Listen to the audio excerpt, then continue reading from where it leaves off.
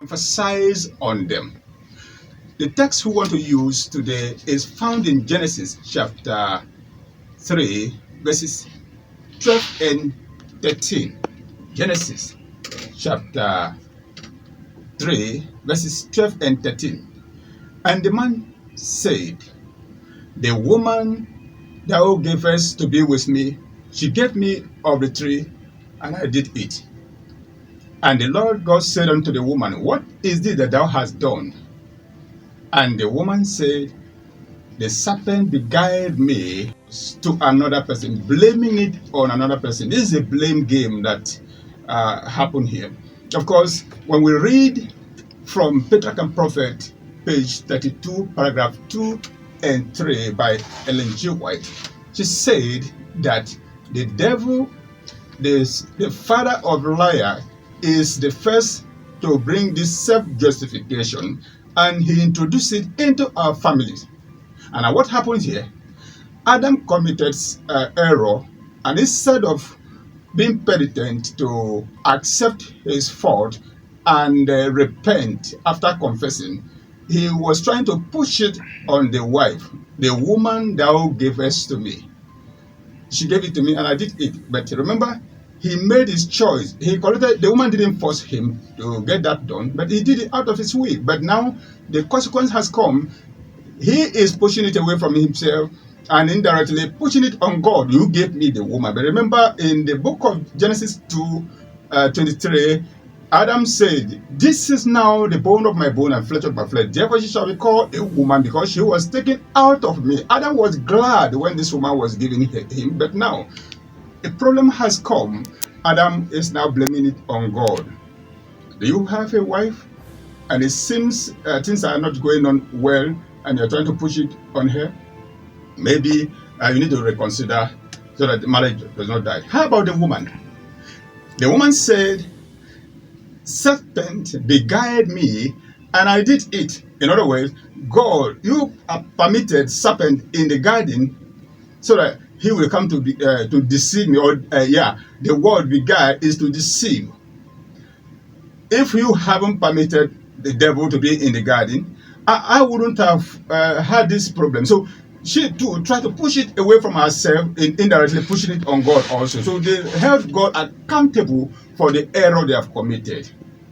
And so it now has to dawn on us as couples. What is this that you have done that you are trying to prevaricate and you are trying to push it away either to somebody or to circumstance, or indirectly blame it on God? I think if we look carefully to our families, some of the things that kill our family, if we drop the ego and appeal to ourselves, of course we need to apologize to ourselves. Sometimes when something goes wrong, we need to apologize to ourselves. I am sorry. Someone said, Ben Cassie, in one of his books titled One Nation, he said, I am sorry has been removed from human dictionary, the word dictionary. That's why there is problem everywhere. And of course, one of my pastors, Pastor Samuel Irolo, while addressing his workers recently, he said, I am sorry has been made very, very expensive in our mouth, and that's why problems are everywhere. We made it so expensive and we couldn't actually say I'm sorry. So if you have something done that you know is wrong, apologize. Sometimes you may not even need to get something done wrong to apologize. If if I do something wrong and my wife is angry with me, possibly I need to actually apologize to her, as the case may be. But sometimes, if she does something wrong and I am angry with her, eventually I see that even my own anger actually caused some pains or some things that triggered more of this trouble. I can equally say to her, I am sorry, even though she may be the cause of that problem, but sometimes I may say I am sorry. So we look around it together and we'll make sure that our marriage is kept intact. As we go through this series, I pray that God will help us and will understand what we can do.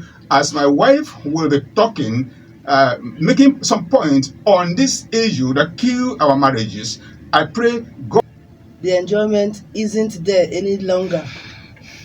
And at that point, we now take some decisions on what we will do and how we will act henceforth. Some of those actions, most times, they are not for the good of our marriages. Aware of the fact that most of we started on a very good note. And when we got married and we found out that some of the things our spouses were doing to us, they are no more there. We observe and we see. We now get to a stage of saying, I need to do my own thing, my own way. And maybe I need to hurt him back. I am feeling hurt already. I need to give it back to him or her in that order. That is usually the trend it follows. And if nothing serious is being done, options of separation, divorce comes to play. There are certain things that might lead to that. When one is married to an individual, there is this tendency very much that I will become over familiar with time with my spouse. Over familiarity breeds contempt, we know that. And when I become that, I see him no more as that highly exalted spouse, but now maybe as a sibling, maybe even a younger sibling or anyone else. But that is not, it has also helped me is that I should treat my spouse the way I would treat a guest.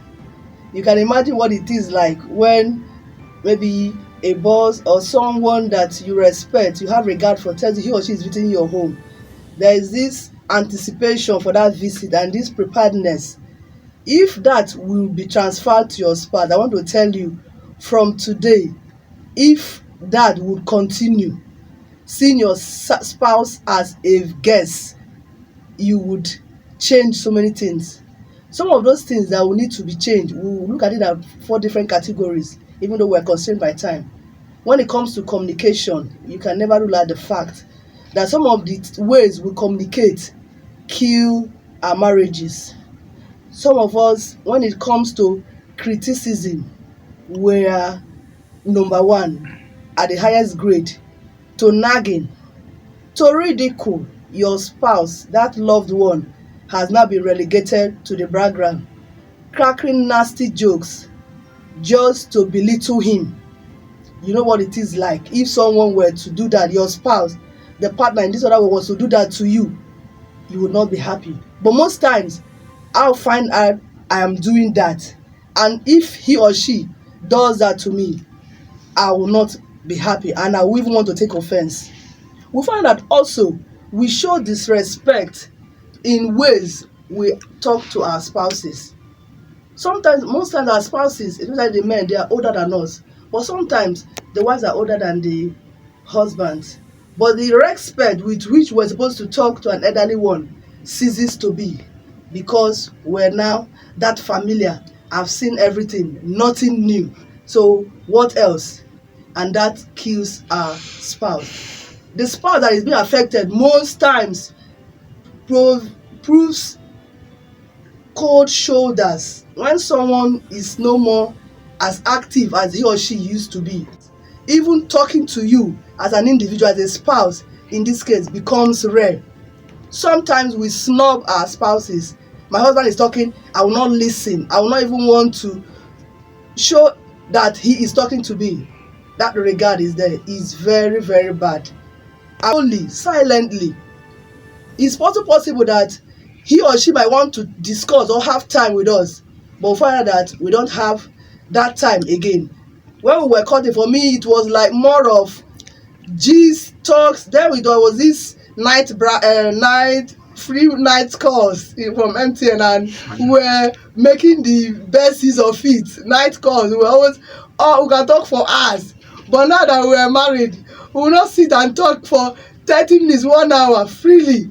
We are so busy. We have other things we need to attend to. And that discussion, those discussions enhanced our love. It increased. And we found out that we were thinking, oh, this is the person, this is the person.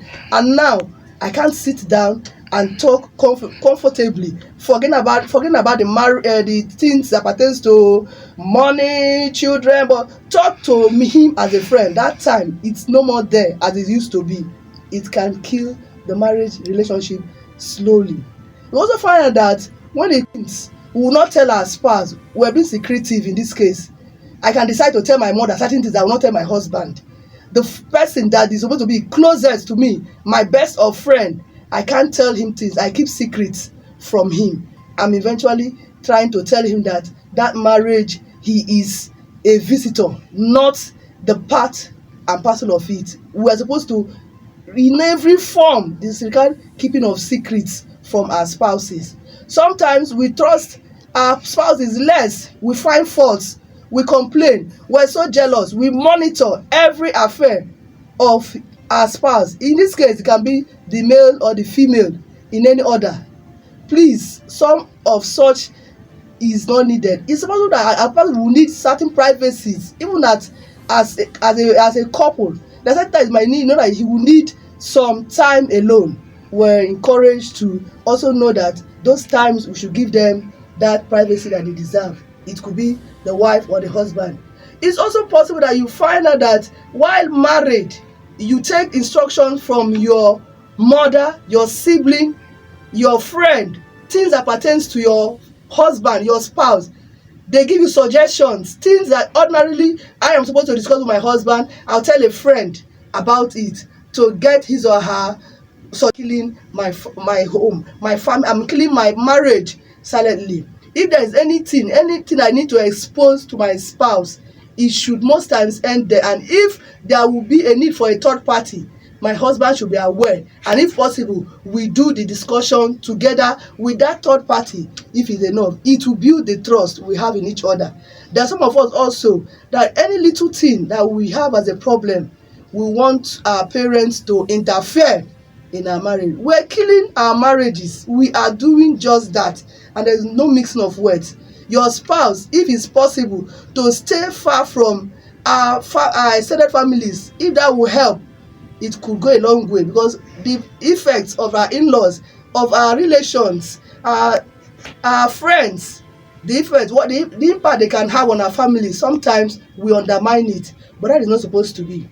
It's also possible when it comes to the issue of finances, spend when we are not supposed to. Our expenditures are only done by us. Our spouses are not involved in our decisions when it comes to spending. My husband will not tell me he want to buy this, and most times such things are supposed to be things that we're supposed to decide. Do we really need this as a family? I will not tell my husband I want to buy this. I'll make a purchase.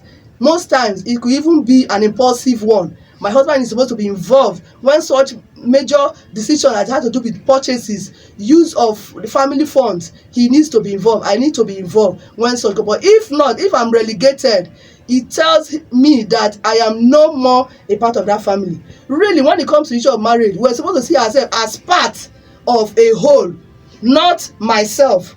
Putting myself as a priority, it shows selfishness. The marriage relationship does not provide any room for selfishness. It needs cooperation, mutual understanding. Cooperation, not competition. Some of us are competing with our spouses. Who will be richer? Who will have more of this? Who will take more of the decisions? Who needs to listen to who?